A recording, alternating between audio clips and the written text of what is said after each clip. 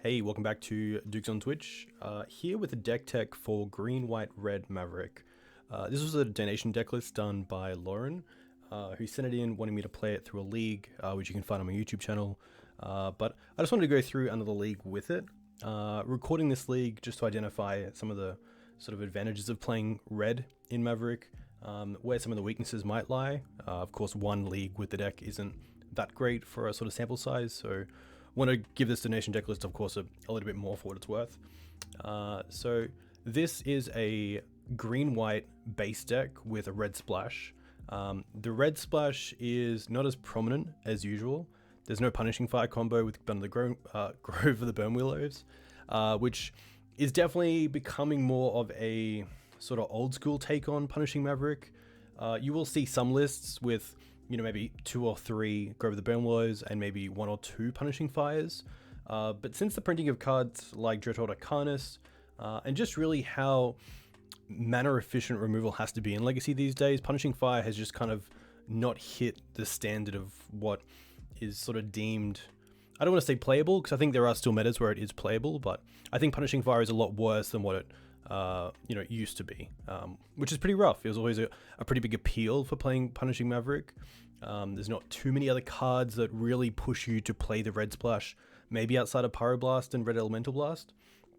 But one card that really has caught my eye, and I know a lot of other players are playing with it, is, I'm going to say, Klotz, God of Destiny, which is the only main deck red card in this list. So Klotz is a indestructible god. It's a 4/5 for 3 mana, 1 a red and a green. It can be found with Green Sun Zenith, which is really nice, and it's indestructible, which is huge. So unless you have your devotion of red and green above 7, it's not a creature, which means that it dodges a fair amount of removal. The only real way to get rid of it is Council's Judgment, outside of on the stack. So Klotz is a card that in most game ones, if not matches, it's going to stick around, and it has some pretty nice effects. So at the beginning of your pre-combat main phase, you can exile a target card from a graveyard. If it is a land card, you get a red or a green mana, and if it's otherwise, you gain 2 and deals 2 damage, which is just huge. It's a really nice threat for decks where some of your creatures might be vulnerable.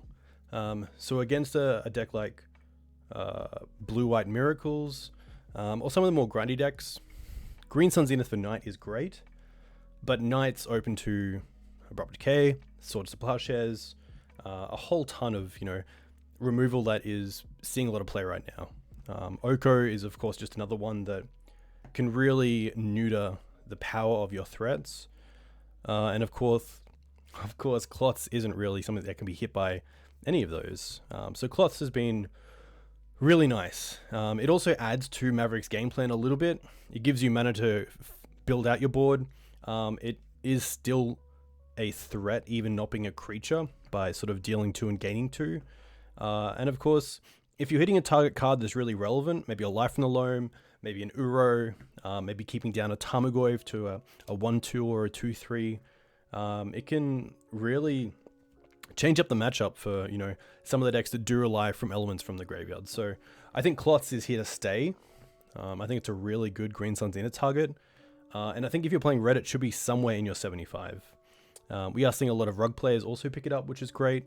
I think it's really cool to have a card like this that isn't too unbalanced. Of course, there's a lot of cards recently that have got a lot of attention because of its power level, but I think Klotz is a really cool card design, and I think it's not too overpowered in any way. And then in regards to the red splash in the sideboard, the main card that I did want to play was Pyroblast. I think that's a great reason to play the red splash, especially because of Legacy being dominated by so many blue decks. And then also Fiery Justice is a really cool card. So Fiery Justice is a sorcery. It's nigh colorless to cast, and it deals 5 damage divided as you choose among any number of targets. Your opponent then gains 5 life. So Fiery Justice is a really nice card to deal with some go-wide strategies. It's great against some of the Delver decks that run Young Pyromancer, being able to deal 1 to Young Pyro, 2 to Delver, deal with a 1/1, and then 1 to their face is really nice. You don't really care about your opponent gaining 5 life. It's kind of irrelevant in most situations, but it's a really nice way to deal with multiple threats, especially in a format right now where a lot of the threats your opponent are playing, they are going to be acquiring value straight up. So things like Ice Vinquidal, you're drawing a card. Baleful Strix, drawing a card. Young Pyromancer, most likely at least getting a 1/1. Cards like Uro, gaining 3 life, drawing a card, putting an extra land into play, getting it back from the graveyard. You've really got to find some cards in Maverick to play that are going to have that 2-for-1 aspect. You want to have more than just a creature that trades for removal. You want to have a creature that also gets an added bonus. Maybe you have a Planeswalker that deals with a creature or a permanent and then sticks around and actually gets some more value out of it. Because you got to keep up. You can get outvalued pretty easily in Legacy right now.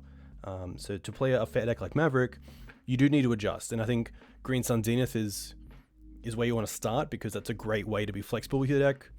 Maybe playing something like Remnant Excavator as a way to have a threat that also can get back another card that your opponent has to then deal with, 2 threats.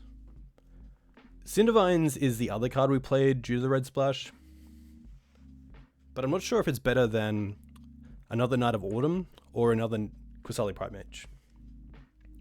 Cindervines, of course, can't be found with Green Sun Zenith, but against some decks it can apply a lot of pressure, especially the ones that try to combo off early with a lot of spells.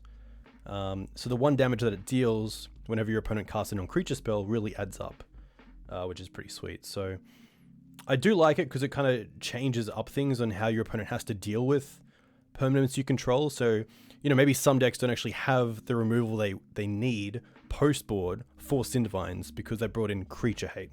So being an enchantment definitely has its advantages. I think it's definitely worth playing more with Cindervines to find out what I want to be doing with it. Maybe if I want to be changing it or keeping it in the deck as a one-of. But I do like that, it's only these 4 cards that were played in the red splash. So it is pretty minimal. So we're not relying on a red land, on the early turns to make sure we're getting something out. It definitely is a green-white based deck with a splash of red instead of a green-white-red list.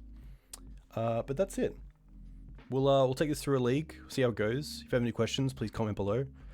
Happy to have you here. Thanks for watching.